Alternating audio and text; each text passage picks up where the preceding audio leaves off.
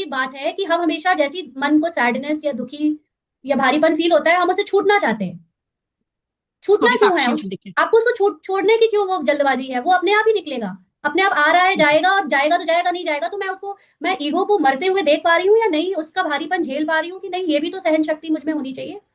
बिल्कुल ठीक है दीदी। जब आपका ईगो मर रहा है, जब आपको बुरा लग रहा है, जब आपका दिल खुश नहीं है, उसको भी सहन करो हाँ। ना, उसको भी साक्षी ओके। होकर देखो। हमेशा ठीक। चेंज क्यों करना है कि मैं कुछ ऐसा कर लूं कि मेरी खुशी वापस आ जाए? तो फिर मैं कोई मूवी हाँ देखकर खुशी वापस ला सकती थी, डिस्ट्रैक्ट कर हाँ, सकती कि थी मैं दिल फिर से को। हल्की हो जाऊं कि मैंने नहीं की। हाँ, तो आप मतलब उस ये समय कि तो मैं ट्राई हल्के कर। हो गए, लेकिन आपने उस हम्म, ईगो मरते हुए ईगो को पहचाना नहीं, तो वो ईगो फिर आएगा दोबारा, कभी फिर फिर दोबारा आएगा आएगा। वो किसी ना किसी रूप में फिर आएगा। हाँ बिल्कुल। है ना? ठीक है दीदी, साक्षी होके ही उस ईगो को मरते हुए देख लेना हाँ, चाहिए। आपका जब जब ईगो मरता है, तब तब मन में बेचैनी, मन में दिल शिकस्ती, और मन को बहुत बुरा लगता है ईगो मरने पर। हाँ। तो उस समय तो आपको झेलना पड़ेगा। अब ईगो को मारने ठीक है की दीदी। लड़ाई लड़ रहे हो और मरता हुआ देख रहे हो, तो फिर इतनी हिम्मत तो रखो। तो वो जो नंगन करने का जो दुशासन का या जो भी पार्ट, चाहे वो महाभारत की स्टोरी में दिखाया है, चाहे यहाँ पर माताओं के भाइयों के जीवन में चलता है, असल में वो ये चल रहा है कि आप सूक्ष्म रूप में अपने को नंगन क्यों नहीं कर रहे हो?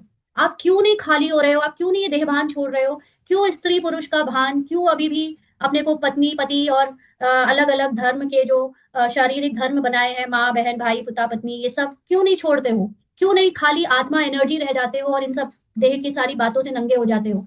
तो ये उसलिए वो आपको कर रहे होते हैं, ताकि आपका ये जो काम वासना में आपको जबरदस्ती जो झंगोरा जा रहा है, ये आपको जगाने के लिए, कि अंदर से जागो, खाली होने के लिए तैयार हो जाओ, मुझको छोड़ो, मतलब इनफैक्ट मुझे पति मानना या मुझे पत्नी मानने का भान छोड़ो।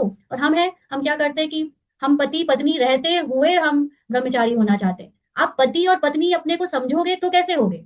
आप अपने को पहले आत्मा समझो, आत्मिक रूप में टिको, एनर्जी के लेवल पे आओ, तब आप बाहर से जब ये सारी चीजों को होने की शक्ति जमा कर पाते हो कि ना हो, तब आपके अंदर असली आत्मा की शक्ति का स्वरूप आप में दिखता है।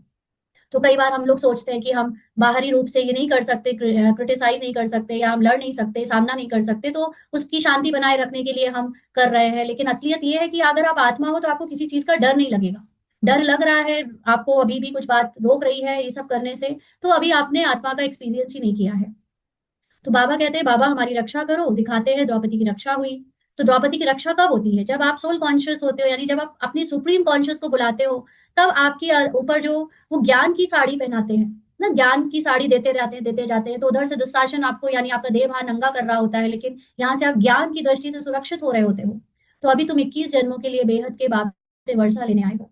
याद की यात्रा में रहे अपने को पवित्र बनाते हो, फिर विकार में गए तो खलास, यानी आपको एक तरफ से ज्ञान की साड़ी, ज्ञान की प्रोटेक्शन दी जा रही है अपने सत्य के लिए जीने के लिए, और अब दूसरी तरफ से आप शरीर के उसमें चले गए, तो फिर वो जितना ज्ञान सुनाया वो सब खलास, उसका अफेक्ट खत्म हो जाता है।